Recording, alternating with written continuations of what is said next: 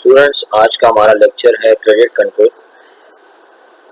Sir, credit control second year commerce में banking के subject में अगर हम पास पेपर्स देखें तो सेक्शन सी में लॉन्ग आंसर्स के तौर पर कई दफ़ा पूछा गया और 12 मार्क्स का लॉन्ग क्वेश्चन पूछा जाना जिसमें बड़ा डिटेल आंसर लिखना पड़ता है, बड़ी तफसीली बात करनी पड़ती है।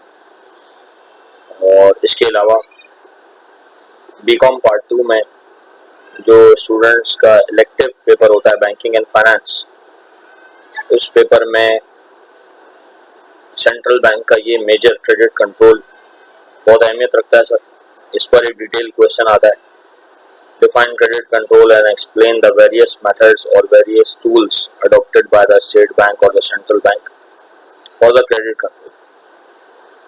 ठीक है सर, तो क्रेडिट कंट्रोल से रिलेटेड जितनी डिटेल्स हैं, जितने मेथड्स हैं, क्रेडिट कंट्रोल है क्या, इसके मेथड्स या टूल्स क्या हैं, उसको तफसील से आज देखते हैं। सर, क्रेडिट कंट्रोल है क्या? Credit control is a deliberate exercise of the monetary authority's power to induce expansion or contraction in the credit money supply in accordance with the requirements of the economy to achieve economic growth and prosperity in the country. Credit control एक deliberate exercise है, ठीक है, जानते बूझते हुए जो monetary authority है, जैसे हमारे मुल्क की मॉनेटरी अथॉरिटी हमारा central bank, state bank of Pakistan. हमारे मुल्क का जो सेंट्रल बैंक या स्टेट बैंक ऑफ पाकिस्तान है, वो क्रेडिट कंट्रोल की जो एक्सरसाइज है, क्रेडिट कंट्रोल का जो स्टेप है, वो सर इसलिए उठाता है कि सेंट्रल बैंक ने या तो मनी सप्लाई को एक्सपेंड करना हो, पैसे के बहाव को, पैसे के फ्लो को थ्रू कमर्शियल बैंक्स इकोनॉमी में एक्सपेंड करना होता है, मईशियत में बढ़ाना होता है, ठीक है, या फिर कॉन्ट्रैक्ट करना होता है, या फिर सेंट्रल बैंक की डिजायर ये होती है कि पैसा सारा का सारा सिमट कर पूरी मईशियत से कमर्शियल बैंक्स में दोबारा आ जाए। और ऐसा काम सिर्फ इसलिए किया जाता है कि क्योंकि ये रिक्वायरमेंट होता है हमारी मईशियत की, इकोनॉमी की, और result at the end of the day यही होता है कि हम इकोनॉमिक ग्रोथ और प्रोस्पेरिटी हासिल करना चाह रहे होते हैं अपने मुल्क के लिए, इकोनॉमी के लिए। ठीक है सर, इसके बाद हम देखते हैं कि क्रेडिट कंट्रोल के जो टूल्स या मेथड्स हैं वो दो हैं, और दोनों इंतहाई अहम है, जिसमें पहला मेथड है क्वांटिटेटिव मेथड। क्वांटिटेटिव मेथड में हम वॉल्यूम ऑफ टोटल क्रेडिट को, मार्केट में जो टोटल पैसा मौजूद है, जो पैसे का फ्लो मौजूद है, ठीक है सर, ये मनी सप्लाई, ठीक है, पैसा इन शॉर्ट जो मार्केट में मौजूद है, उसको कैसे रेगुलेट किया जा सकता है ये देखेंगे। जबकि क्वालिटेटिव मेथड में हम रेगुलेट करेंगे फ्लो ऑफ क्रेडिट को। वॉल्यूम ऑफ क्रेडिट का मतलब यहाँ पर ये है कि जी सर, नंबर्स में स्टेप लिया जाएगा, सर एक्टिवली स्टेप लिया जाएगा, पैसे के फ्लो के उतार चढ़ाव को बाकायदा मॉनिटर करके, और उसमें कुछ सर्टेन चेंजेस लाने की कोशिश करेगा सेंट्रल बैंक या स्टेट बैंक ऑफ पाकिस्तान, जो बाज़ाहिर न्यूमेरिकली नजर भी आता है। क्वालिटेटिव में क्या होता है, हम कुछ ऐसे स्टेप्स लेते हैं जो अल्टीमेटली हमारी मनी सप्लाई को या मार्केट में फ्लो ऑफ क्रेडिट को असरअंदाज करता हो। ठीक है, हम डेलिबरेटली क्वांटिटेटिव किसी चीज़ की परसेंटेज को, किसी काम को, किसी इंटरेस्ट रेट को फ्लक्चुएट नहीं करते। हम कोई ऐसे इकदाम उठाते हैं, कोई ऐसे काम करते हैं जिससे मनी सप्लाई जो है वो चेंज हो जाती है, ठीक है, या बढ़ जाती है या कम हो जाती है। उसके बाद आइए तफसीलन हम देखते हैं कि क्रेडिट कंट्रोल के मेथड्स, जो दो मेथड्स हैं, इनके अंदर मजीद कौन कौन से मेथड्स पाए जाते हैं। सर, सबसे पहले क्वांटिटेटिव मेथड्स में हमारे पास होता है bank rate policy, open market operation, changes in reserve requirement और क्रेडिट रैशनिंग। अगर आप एग्जाम में जा रहे हैं तो आपने बिल्कुल इसी तरह से डिफाइन करना है पहले क्रेडिट कंट्रोल को, जैसे मैंने किया, पेपर में लिखना ही ऐसे, फिर आपने एक फ्लो चार्ट बनाना है इस तरह का। बड़ा अच्छा होता है एक्सप्लेनेशन के लिए, एग्जामिनर को आप अपना व्यू पॉइंट बड़ा अच्छा बता पाते हैं इससे, और वो भी देख रहा होता है कि बच्चे ने बहुत मेहनत की है एक सवाल पे, उसके लिटरली कॉन्सेप्ट्स हैं। ठीक है जी, तो क्वांटिटेटिव मेथड में हमने देखा bank rate policy, open market operation, changes in reserve requirement और क्रेडिट रैशनिंग। इसके बाद क्वालिटेटिव मेथड्स या qualitative tools of credit control पे बात करते हैं। उसमें चेंजेस इन मार्जिन रिक्वायरमेंट, ठीक है। फिर उसके बाद है publicity, direct action, moral persuasion, regulation of consumers credit और लेजिस्लेशन। सर अब इन पे वन बाय वन पहले क्वांटिटेटिव मेथड्स पे और फिर क्वालिटेटिव मेथड्स पे हम तफसील से बात करेंगे। सर सेंट्रल बैंक कंट्रोल करता है क्वांटिटी ऑफ क्रेडिट को, ठीक है ना, कमर्शियल बैंक्स के थ्रू, और जब वो मनी सप्लाई और इन्फ्लेशन को कंट्रोल कर रहा होता है तो वो ये दीगर जो मेथड्स दिए गए हैं इनको अप्लाई करके ही कंट्रोल करता है, जिसमें सबसे पहला मेथड है bank rate policy. Bank rate policy में लिखा हुआ क्या है सर, पहले ये पढ़ते हैं फिर हम आपको बताते हैं इसकी तफसील। Bank rate is a rate at which central bank of every country giving out loans to the commercial banks after rediscounting their bills. Sir commercial banks ने बिल ऑफ एक्सचेंज को रीडिस्काउंट करवाया है, ठीक है। असल में करते क्या है कमर्शियल बैंक्स, जितने भी बिल ऑफ एक्सचेंज उनके पास आते हैं, अगर आपने बिल ऑफ एक्सचेंज का चैप्टर पढ़ रखा हो तो आपको यकीनन अंदाजा होगा कि बिल ऑफ एक्सचेंज डिस्काउंट होता है, ठीक है ना। सेलर को एक बिल की पेमेंट मिलनी है, लेट्स सपोज 31 दिसंबर को, ठीक है, और वो बिल की पेमेंट अगर जो है वो अक्टूबर में ही लेना चाहे तो वो बैंक से टाइम से पहले बिल को कैश करवा लेता है। बैंक्स यानी कमर्शियल बैंक्स जिस बिल को टाइम से पहले कैश करते हैं तो वो काम कहलाता है discounting of bill of exchange, ठीक है सर। लेट्स सपोज बिल था 5 लाख का और कमर्शियल बैंक 4.5 लाख रुपए दे देते हैं सेलर को या एक्सपोर्टर को, और 50,000 रुपए अपना डिस्काउंट अमाउंट डिस्काउंट रेट के थ्रू वो अपने पास रख लेते हैं। ये उनकी इनकम होती है, उनका गेन होता है जाहिर है, और एक तरह से फैसिलिटी प्रोवाइड हो जाती है एक्सपोर्टर को या सेलर को कि उसका बिल टाइम से पहले कैश हो। अब जब पेमेंट की डेट आएगी 31 दिसंबर को तो बायर से, ट्रॉई से, इंपोर्टर से ये बैंक जिसने बिल डिस्काउंट किया ये खुद पेमेंट कलेक्ट कर लेगा, ठीक है सर। ये तो एक पूरा डिस्काउंटिंग ऑफ बिल का मामला था। रीडिस्काउंटिंग का मतलब होता है ऐसे बिल्स कमर्शियल बैंक के पास बहुत सारे पड़े होंगे जो उसने लोगों के रीडिस्काउंट कर रखे होंगे, डिस्काउंट कर रखे होंगे, आई एम सॉरी, ठीक है ना। कमर्शियल बैंक्स ने ऐसे बहुत सारे बिल्स टाइम से पहले कैश किए होंगे एक्सपोर्टर्स के लिए। अब ऐसे बिल्स उनके पास तो पड़े हुए हैं, उनके लिए तो वो एक एसेट है, ठीक है।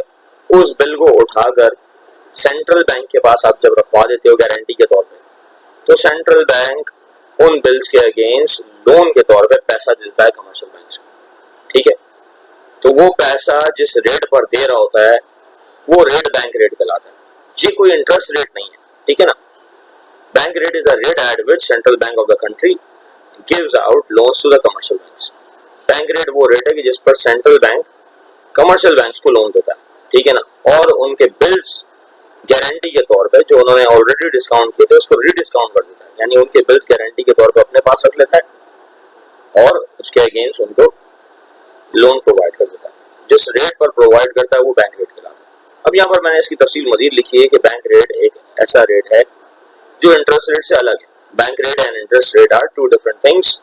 The latter is the one by which commercial bank gives loans to the people. Interest rate वो रेट है जिस पर कमर्शियल बैंक पब्लिक को लोन देता है, ठीक है ना, बोरोवर्स को लोन देता है, आवाम को लोन देता है। जबकि बैंक रेट वो रेट है कि जिसके ऊपर सेंट्रल बैंक, ठीक है ना, कमर्शियल बैंक्स को लोन देता है। बैंक रेट वो रेट है, याद रहे, कि जिस पर सेंट्रल बैंक कमर्शियल बैंक्स को लोन देता है। जबकि इंटरेस्ट रेट वो रेट है कि जिसके ऊपर सर कमर्शियल बैंक्स आवाम को, अपने बोरोवर्स को लोन दिया करते हैं। तो both bank rate and interest rate have positive correlation, दोनों का आपस में पॉजिटिव कोरिलेशन है, ठीक है ना। जो कि इसका मतलब ये है कि अगर बैंक रेट बढ़ेगा यानी सेंट्रल बैंक कमर्शियल बैंक्स के लिए लोन महंगा करेगा तो कमर्शियल बैंक बिल्कुल ये कहेंगे कि जी अगर हमें हमारा मरकजी बैंक जो हमारा पेरेंट बैंक है वो लोन महंगा करके दे रहा है, ठीक है ना, तो हम आगे आवाम को भी लोन महंगा देंगे, ठीक है ना। That will increase interest rate on loans by the commercial banks and vice versa. इसका उलट भी हो जाएगा जाहिर है, जब अगर सेंट्रल बैंक्स कमर्शियल बैंक्स को लोन कम बैंक रेट पर देंगे तो फिर वो इंटरेस्ट रेट भी कम कर देंगे लोन पर, ठीक है। जब महंगाई के जमाने में जो बैंक रेट पॉलिसी होती है वो अलग होती है, ठीक है, और जब सेंट्रल बैंक खुद महंगाई करना चाह रहा होता है डेलिबरेटली तब सेंट्रल बैंक की जो बैंक रेट पॉलिसी होती है वो अलग होती है। तो ड्यूरिंग इन्फ्लेशन यानी महंगाई के जमाने में central bank increases the bank rate. Central bank जिस रेट पर कमर्शियल बैंक्स को लोन दे रहा होता है तो वो रेट जो है वो बढ़ा देता है, ठीक है ना, यानी लोन महंगा हो गया। अब इंटरेस्ट रेट अगर 9% से 15%, 12%, 10% हो जाए तो जाहिर है फिर कमर्शियल बैंक को लोन महंगा मिलेगा, ठीक है ना। Lavish loans for the commercial banks will become expensive, ये वाली बात मैंने आपको बताई, and then they will increase the interest rate। अब वो क्या करेंगे, कमर्शियल बैंक ये कहेंगे कि जी अगर हमें लोन महंगा मिल रहा है तो हम borrower को भी लोन जो है वो महंगा करके देंगे, ठीक है ना, हम इंटरेस्ट रेट बढ़ा देंगे, ठीक। अब आवाम के लिए भी लोन जो है वो महंगा हो जाएगा, जिसकी वजह से आवाम बोरोइंग कम कर देगी, ठीक है ना। जब आवाम बोरोइंग कम करेगी, लोग पैसा लेते ही क्यों है सर, कोई ना कोई चीज प्रोड्यूस करने के लिए, किसी ना किसी को पेमेंट करने के लिए, ठीक है, वहां से कुछ चीज ली जाती है और उससे प्रोडक्शन की जाती है। तो जब बोरोइंग ही कम हो जाएगी तो मार्केट में प्रोडक्शन भी कम हो जाएगी, जो चीजें बन रही थी वो कम बनेंगी, ठीक है, जिसकी वजह से अब जब चीजें कम बन रही है तो होगा क्या, कंजम्पशन भी कम हो जाएगी, ठीक है। पब्लिक में चीजों को इस्तेमाल करने वाले मौजूद हैं तभी तो प्रोडक्शन ज्यादा हुई भी थी। जब लोग ये देखेंगे कि चीजें कम प्रोड्यूस हो रही हैं तो वो कंजम्पशन भी कम कर देंगे, और वो ये देखेंगे कि अगर इंटरेस्ट रेट लोन के ऊपर ज्यादा है तो उसी तरह से डिपॉजिटर को भी इंटरेस्ट रेट ज्यादा मिलेगा, ठीक है ना। अगर बैंक मार्केट में लोन महंगा बेचेगा तो उसी हिसाब से जो शख्स बैंक में पैसे डिपॉजिट कराने आएगा, सेविंग करने आएगा, उसको भी मुनाफा ज्यादा देगा ना सर। तो लोग क्या करेंगे, कंजम्पशन को कम करके सेविंग करना शुरू कर देंगे बैंक में। भाई अच्छा पैसा मिल रहा है, हमारा पैसा रखा गया इन्फ्लेशन के जमाने में कमर्शियल बैंक से, तो क्यों ना उस पैसे को खाने के बजाय हम बैंक में सेव करा दें। इसकी वजह से होगा क्या कि आप ये नोट करेंगे, मार्केट में जितना पैसा मौजूद होगा, पब्लिक में जितना पैसा मौजूद होगा, वो सिमट कर कमर्शियल बैंक्स में आना शुरू हो जाएगा, ठीक है ना। That will control the money supply. बस बैंक रेट जैसे ही बढ़ाया सेंट्रल बैंक ने, उसने मनी सप्लाई को कंट्रोल कर दिया। तमाम मेजर्स के थ्रू जो मैंने भी आपको बताया, तमाम स्टेप्स के थ्रू जो हो जाएंगे जिससे मनी सप्लाई काबू में आ जाएगी और इसी वजह से इन्फ्लेशन भी काबू में आ जाएगी। जब सर पैसा ही सिमट के कमर्शियल बैंक्स में आ गया तो महंगाई भी काबू हो जाएगी। लेकिन but if the central bank wants to increase the money supply, अगर सेंट्रल बैंक चाहता है कि पैसे का फ्लो मार्केट में बढ़ जाए, मनी सप्लाई मार्केट में बढ़ जाए, तो फिर क्या होगा sir, it will reduce the bank rate. उससे ये होगा कि सेंट्रल बैंक सबसे पहले बैंक रेट को कम करेगा। सेंट्रल बैंक बैंक रेट को जैसे ही कम करेगा, यानी कमर्शियल बैंक्स को लोन सस्ता देगा, 10% रेट के ऊपर लास्ट टाइम दे रहा था, पिछले क्वार्टर में दे रहा था, इस बार 8% पे दे रहा है तो 2% सस्ता कर दिया। उसकी वजह से सेंट्रल बैंक के इस इकदाम की वजह से कमर्शियल बैंक कहेंगे जी आवाम को भी हम लोन सस्ता देंगे। अब जब वो आवाम को लोन सस्ता देंगे, that will make loans cheaper for the commercial banks, will result in the decrease interest rate on the borrowings, ठीक है ना। होगा क्या, अब जो पब्लिक बोरो कर रही होगी कोई भी चीज, तो कमर्शियल बैंक क्या करेंगे, they will decrease the interest rate on the borrowings।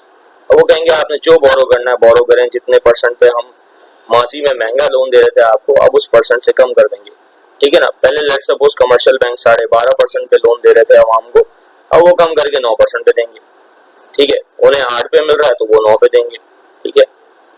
कम कर दिया उन्होंने, 12.5 से नीचे आ गए, they will decrease the interest rate on borrowings.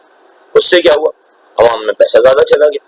आवाम में पैसा जब ज्यादा चला गया तो उससे क्या हुआ सर, प्रोडक्शन करना शुरू कर दी लोगों ने चीजें बनानी शुरू कर दी, that will increase the production.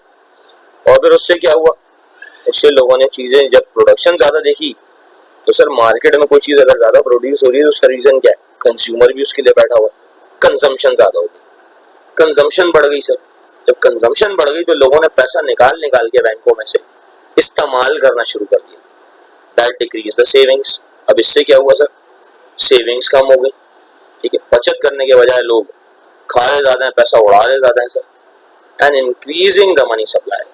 Market में आप देख रहे हैं कि बैंकों से लोग पैसा निकाल कर लोगों को पैसे पे कर रहे हैं, पैसे का इस्तेमाल कर रहे हैं, कंजम्पशन हो रही है, उससे मार्केट में मनी सप्लाई बढ़ गई। बस एक बार बैंक रेट रिड्यूस किया जो सेंट्रल बैंक ने, तो कमर्शियल बैंक ने अपने लोन्स भी सस्ते कर दिए, जब अपने लोन सस्ते कर दिए उसने तो सर डिपॉजिटर को भी कम रेट दे रहा था, डिपॉजिटर को भी मुनाफा कम मिल रहा था, पैसे बचाने वाले को भी मुनाफा कम मिल रहा था। तो उसने कहा भाई मैं पैसे बचाऊं क्यों, मैं भी कंजम्पशन शुरू कर देता हूँ, उसने भी बैंकों से पैसा निकाल दिया। इस सारे काम ने सेंट्रल बैंक का पर्पस पूरा कर दिया। पर्पस क्या है sir? Increase the money supply, increasing the money supply. उससे क्या हुआ? महंगाई बढ़ गई। अब चीजें मार्केट में हैं तो महंगी भी होंगी, ठीक है, लेकिन इससे डिप्रेशन ओवरकम हो जाएगा, है ना। इन्फ्लेशन तो बढ़ जाएगी मगर डिप्रेशन ओवरकम कर लेंगे, ठीक है ना। अब जैसे इसकी मिसाल ये है कि आप जिम्बाब्वे देखें, वहां पर अगर हम जिम्बाब्वे जैसे मुल्क में हो तो 2 थैले भर के हम अगर नोटों का लेकर जाते हैं तो एक मेहरान गाड़ी मिलेगी। जाहिर है मनी सप्लाई इतनी ज्यादा इसलिए की गई है ताकि डिप्रेशन को ओवरकम किया जा सके ऐसी इकोनॉमी, ठीक है। नेक्स्ट हेडिंग पे चलते हैं, open market operation. The buying and selling of government securities by the central bank, CB stands for central bank, directly in the open market is known as open market operation. Sir जो government securities market में मौजूद हैं, inflation के जमाने में, शदीद महंगाई के जमाने में, ठीक है, सेंट्रल बैंक ये करेगा कि वो सिक्योरिटीज को सेल कर देगा। During inflation the securities are sold in the market by the central bank. Inflation के जमाने में सेंट्रल बैंक सिक्योरिटीज बेच देगा। किसको बेचेगा? कमर्शियल बैंक्स को। कमर्शियल बैंक्स आगे फर्दर पब्लिक को बेच देंगे। बॉन्ड्स हो सकते हैं, स्टॉक्स हो सकते हैं, डिफरेंट सिक्योरिटीज हो सकते हैं सर, इसमें बहुत तफसीली बात हो सकती है, लेकिन अभी के लिए ये समझना है कि जब बहुत ज्यादा महंगाई है तो सिक्योरिटीज को बेचा जाए, ठीक है। सेंट्रल बैंक सिक्योरिटीज बेचेगा कमर्शियल बैंक्स को, तो पैसा उठ के कहाँ जाएगा? कमर्शियल बैंक्स में आ जाएगा, ठीक है, महंगाई काबू में आ जाएगी। जबकि डिफ्लेशन के जमाने में सेंट्रल बैंक सिक्योरिटीज बाय कर लेगा मार्केट से, ठीक है ना, कमर्शियल बैंक्स के थ्रू, और पैसे जो है वो कमर्शियल बैंक से निकल के, क्योंकि सेंट्रल बैंक कमर्शियल बैंक्स को पेमेंट करेगा, कमर्शियल बैंक फर्दर मार्केट में वो पैसे का जो है वो मतलब मार्केट में उस पैसे को पे कर देंगे सिक्योरिटीज के अगेंस्ट, और उससे सारी की सारी सिक्योरिटीज जो है वो कमर्शियल बैंक्स के पास आ जाएंगी और मनी सप्लाई दोबारा बढ़ जाएगी, ठीक है। ओपन मार्केट ऑपरेशन मुख्तसर ये है क्वांटिटेटिव मेथड्स। अगले मेथड पे चलते हैं sir, changes in reserve requirement. Reserve आपको पता है कि हर डिपॉजिट पर एक सर्टेन परसेंटेज कमर्शियल बैंक्स रखवाया करते हैं, किनके पास? सेंट्रल बैंक्स के पास, ठीक है ना। एक सर्टेन परसेंटेज, एक मखसूस परसेंटेज कमर्शियल बैंक्स रखवाया करते हैं सेंट्रल बैंक्स के पास, ठीक है, रिजर्व के तौर पे हर डिपॉजिट में से, और बकिया जो डिपॉजिट होता है वो मार्केट में क्रेडिट क्रिएशन के लिए चला जाता है, ठीक है। तो अब वो रिजर्व की परसेंटेज कम कर देना और बढ़ा देना, ये वाला स्टेप लेता है सेंट्रल बैंक क्वांटिटेटिव मेथड्स में, और यही लिखा है इस हेडिंग में, changes in requirement, reserve requirement की हेडिंग, ठीक है जी। पढ़ लेते हैं इसको। All commercial banks have to keep a minimum cash reserve with the central bank. कुछ ना कुछ रिजर्व के तौर पे सेंट्रल बैंक के पास रखवाना पड़ता है कमर्शियल बैंक्स को, depending on the deposits of the commercial bank. जितना डिपॉजिट आ रहा होता है उसके हिसाब से रिजर्व जाता है, मैंने आपको बताया भी। ड्यूरिंग इन्फ्लेशन, महंगाई के जमाने में, दिस वेरिएबल रिजर्व रेशियो, ये जो रिजर्व रेशियो होता है वो इंक्रीज हो जाता है, ठीक है ना।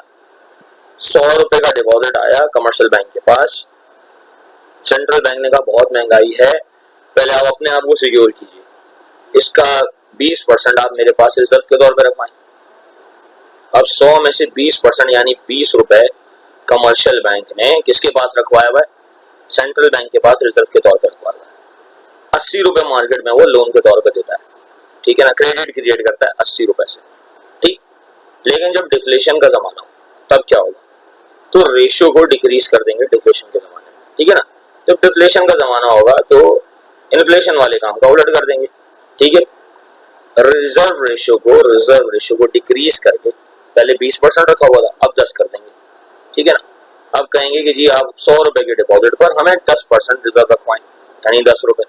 तो अब कमर्शियल बैंक के पास 90 रुपए मौजूद है मार्केट में लोन के तौर पर देने के लिए। ये वाला मैकेनिज्म जब हम पढ़ रहे होते हैं तो यहाँ पर हम 2 रिजर्व्स पढ़ लेते हैं, एक होता है CRR कैश रिजर्व रिक्वायरमेंट या कैश रिजर्व रेशियो, और एक होता है SLR।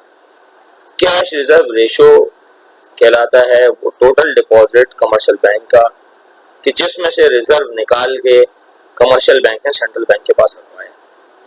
SLR यानी स्टैट्यूटरी लिक्विडिटी रिक्वायरमेंट या स्टैट्यूटरी लिक्विडिटी रेशियो रेफर करता है उस डिपॉजिट को जो कि बैंक्स के पास मौजूद है और उसे अपने पास रखना पड़ता है लिक्विड के तौर पर, लिक्विडिटी को मेंटेन करने के लिए, ठीक है ना। सेंट्रल बैंक डायरेक्शन देते हैं कि जी इतना इतना पैसा आपके पास लिक्विडिटी के तौर पर मौजूद होना चाहिए, लेकिन in the shape of gold, approve government securities वगैरह वगैरह, मुख्तलिफ गारंटीज, सिक्योरिटीज या गोल्ड की शेप में इतनी लिक्विडिटी कमर्शियल बैंक्स को डायरेक्शन होती है सेंट्रल बैंक की जानिब से कि अपने पास इतनी लिक्विडिटी मेंटेन करके रखें, ठीक है। उसके बाद हम आ जाते हैं फाइनल हेडिंग पर क्वांटिटेटिव मेथड की। सेंट्रल बैंक एक क्रेडिट सीलिंग लगा देता है, ठीक है ना। अब ये बात कौन सी हेडिंग में लिखी हुई है? Rationing of credit. Rationing of credit, पैसे के फ्लो को जमा करके रख लेना, इकट्ठा करके रख लेना कमर्शियल बैंक की जानिब से अपने पास। और ये डायरेक्शन किसकी होती है sir? Obviously central bank. Central bank एक लिमिट लगा देता है, सीलिंग कहते हैं छत को, अगर उर्दू में बच्चा कहे तो छत होगी, सीलिंग होगी, एक कमरे की सीलिंग होती है, छत होती है। और अगर हम एक अच्छी अंग्रेजी में कहें तो एक लिमिट हो सकती है, ठीक है ना, रिस्ट्रिक्शन हो सकती है, ठीक। तो central bank fixes the credit ceiling, एक क्रेडिट की लिमिट लगा दी गई है, allowed for each and every commercial bank, ठीक है ना। और वो लिमिट हर कमर्शियल बैंक पे लगाई गई है, and will not further give the credit to the commercial banks beyond the limit. और सेंट्रल बैंक कहेगा कि कमर्शियल बैंक तुम्हें इससे ज्यादा जो लिमिट हमने लगाई है, हर एक कमर्शियल बैंक के लिए अलग लगाई है, इससे ज्यादा आपको लोन नहीं मिल सकता सेंट्रल बैंक की जानिब से, क्योंकि अगर इससे ज्यादा आपको लोन मिलेगा तो आप आगे मार्केट में भी आवाम को भी लोन दे देंगे, ठीक है। वो दोबारा महंगाई कर देगा आवाम के लिए। तो उसको काबू करने के लिए central bank rationing of credit वाला मेजर उठाता है, क्रेडिट सीलिंग लगा के। और ये हर एक बैंक की कंडीशन को देखते हुए हर एक बैंक पे अलग अलग क्रेडिट सीलिंग लगाता है सेंट्रल बैंक, ठीक है। तो आई होप कि रैशनिंग ऑफ क्रेडिट के साथ ये क्वांटिटेटिव मेथड सारे आपको समझ में आए होंगे।